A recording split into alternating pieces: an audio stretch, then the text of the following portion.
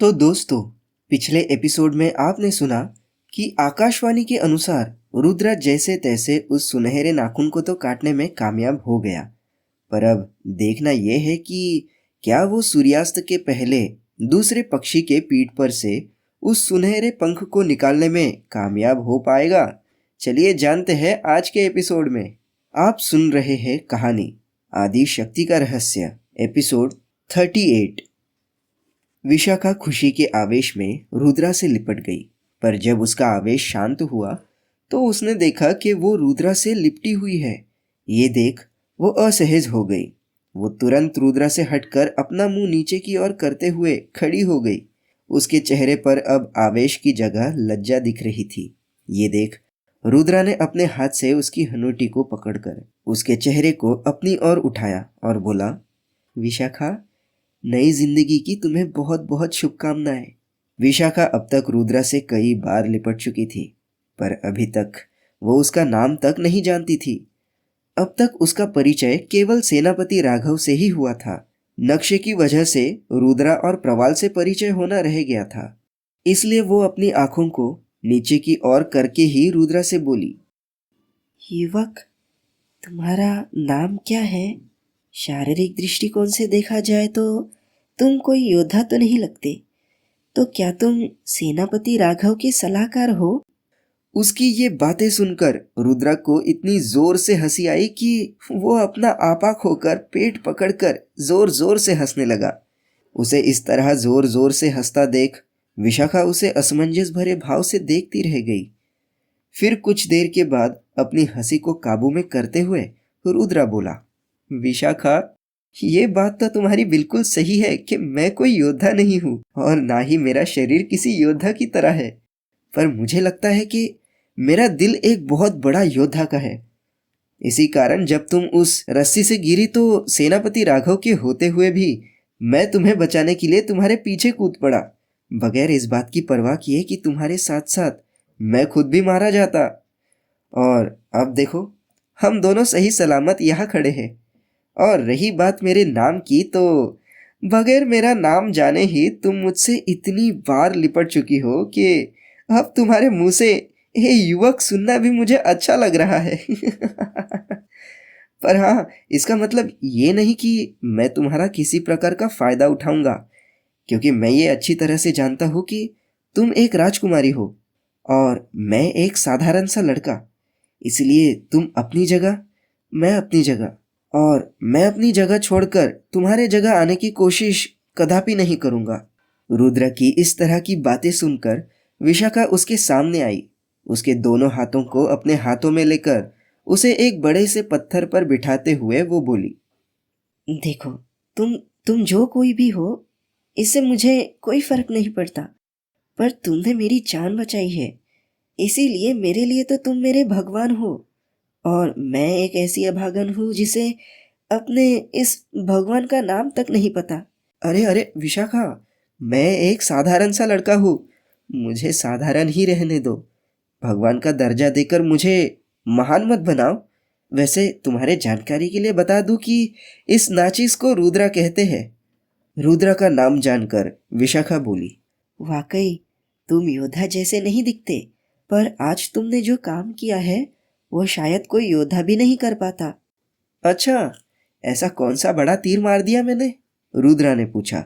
इस पर विशाखा ने कहा, रुद्रा, तुम नहीं जानते, मैं खुद एक अव्वल दर्जे की योद्धा हूँ, पर आज का ये अनुभव ऐसा था कि तुम कोई योद्धा ना होकर भी एक योद्धा को बचा रहे थे, और अब ऐसे दिखा रहे हो जैसे तुमने कुछ भी नहीं किया। रुद्रा ने देखा कि सूरज अब ढलने लगा है। दोपहर का पहला प्रहर बीत चुका था। ये जानकर रुद्रा बोला, विशाखा, तुम्हें भूख लगी होगी, मैं तुम्हारे लिए और अपने लिए खाने को कुछ फल ढूंढ कर लाता हूँ। ये सुनकर विशाखा ने अपने कमर से एक पोटली निकाली और उसे खोलते हुए बोली, रुद्रा, तुम्हें कहीं जाने की जरूरत नहीं, क्योंकि मेरे पास कुछ लड्डू है। विशाखा ने लड्डू की पोटली खोलकर आगे कर दी। फिर दोनों ही लड्डू खाने लगे। पेट भर लड्डू खाने के बाद पास के तालाब से पानी पीकर दोनों तरोताजा हो गए। फिर रुद्रा ने विशाखा से कहा, विशाखा, तुम अब यही रुको, अब इससे आगे मैं अकेला ही आगे बढ़ूंगा। इस पर विशाखा कहने लगी, मतलब मैं कुछ समझी नहीं। तभी रुद्रा बोला, विशाखा, तुम नहीं जानती, जिस अदृश्य जीव के साथ अभी अभी हमारा सामना हुआ वो एक तरह के बहुत बड़े गिद्ध पक्षी है। और वो एक दो नहीं बल्कि पूरे 5 है। वो इतने बड़े हैं मानो पर्वत के कोई शिखर हो। तुम अपनी साधारण आंखों से उन्हें नहीं देख सकती, पर मैं इस माई की छड़ी से उन्हें देख सकता हूँ। कहते हुए रुद्रा कमर से छड़ी निकालकर विशाखा को दिखाने लगा। विशाखा उस अद्भुत छड़ी को हाथ में लेकर निहारने लगी। फिर कुछ सोचकर वो बोली, रुद्रा, माना कि इस छड़ी की वजह से तुम उन पक्षियों को देख सकते हो, पर तुम उनका सामना कैसे करोगे? क्योंकि वो तो बहुत बड़े पक्षी है और वो बहुत तेज गति से उड़ सकते हैं। पर तुम तो एक मानव हो, फिर तुम उनके पास कैसे पहुंचोगे? विशाखा ने अपने हाथ में पकड़ी उस छड़ी को रुद्रा को वापस देते हुए अपनी शंका जाहिर की। उसकी शंका को जानकर रुद्रा ने कहा, विशाखा, तुम इस बात से बिल्कुल चिंतित ना हो कि मैं उन पक्षियों के पास कैसे पहुंचूंगा, क्योंकि तुम्हारी जानकारी के लिए मैं तुम्हें बता दूं कि अब मैं खुद भी उड़ सकता हूँ। इतना कहकर रुद्रा ने विशाखा का हाथ पकड़ा और अपना दूसरा हाथ ऊपर की ओर किया। देखते ही देखते दोनों हवा में उड़ने लगे। दोनों कुछ ही पलों में करीब 100 फीट की ऊंचाई पर आ गए। विशाखा अवाक होकर रुद्रा को बस देखे जा रही थी। वो ठीक से समझ नहीं पा रही थी कि आखिर रुद्रा है क्या चीज, क्योंकि कोई इंसान भला इस तरह हवा में उड़ कैसे सकता है। पर अब रुद्रा की नजदीकी उसे अच्छी लगने लगी थी। वो भी रुद्रा के और नजदीक आ गई। तभी रुद्रा ने जमीन की ओर रुख किया। कुछ ही पलों में वो दोनों वापस जमीन पर आ गए। जमीन पर आते ही रुद्रा विशाखा से दूर हो गया और मुस्कुराते हुए विशाखा की ओर देखने लगा। उसे इस तरह देखकर विशाखा फिर से रुद्रा से लिपट गई। लेकिन इस बार रुद्रा को बिल्कुल समझ नहीं आ रहा था कि विशाखा उससे क्यों लिपटी। वो थोड़ा असहज हो गया। विशाखा के दोनों कंधों को पकड़कर उसे अपने आप से दूर करते हुए वो बोला, विशाखा, अब मुझे ज्यादा देरी नहीं करनी चाहिए, क्योंकि उन पक्षियों में से किसी एक पक्षी की पीठ पर सुनहरा पंख है और सूर्यास्त होने से पहले मुझे किसी भी तरह उस पंख को उस पक्षी से अलग करना होगा। तभी हमें आगे का रास्ता मिलेगा। और हाँ, अगर मुझे आने में रात हो गई तो पहचान के तौर पर तुम आग जला देना, ताकि मैं ऊपर से उस आग को देखकर तुम्हारे पास पहुंच सकूं। इतना कहकर वो विशाखा से 4 कदम दूर हो गया और बिजली की फुर्ती के साथ तुरंत वो हवा में उड़ गया।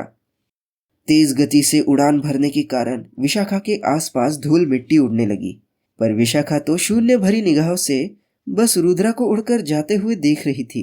वो मन ही मन कहने लगी, रुद्रा, आखिर तुम हो कौन? यहाँ ऊपर आकर रुद्रा ने देखा कि वो 5 पक्षी गिरिराज पर्वत के 5 शिखर पर बैठे हुए हैं। साधारण इंसान के लिए उन पर्वतों के चोटियों का अंतर इतना था कि एक चोटी से दूसरी चोटी तक जाने के लिए पूरा एक दिन लग जाता। पर वो 5 पक्षी ऐसे बैठे थे मानो एक दूसरे के सामने बैठे हो। अब रुद्रा उस जगह था जहां से वो उन 5 पक्षियों को देख सकता था। अब बस उसे उस सुनहरे पंख वाले पक्षी की तलाश थी।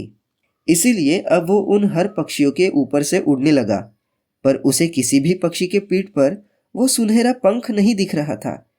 ये देख रुद्रा परेशान हो गया। इधर सूरज भी पश्चिम की ओर बढ़ रहा था। ऐसा लग रहा था मानो आधे घंटे के अंदर ही सूर्यास्त हो जाएगा। अब क्या करे, रुद्रा की समझ में कुछ नहीं आ रहा था। अगर सूर्यास्त के पहले उसने उस सुनहरे पंख को हासिल नहीं किया तो उसे कभी भी आगे का रास्ता नहीं मिलेगा। तो दोस्तों, आपको क्या लगता है, क्या रुद्रा सही समय पर उस सुनहरे पंख को ढूंढने में कामयाब हो पाएगा? जानने के लिए सुनिए अगला एपिसोड।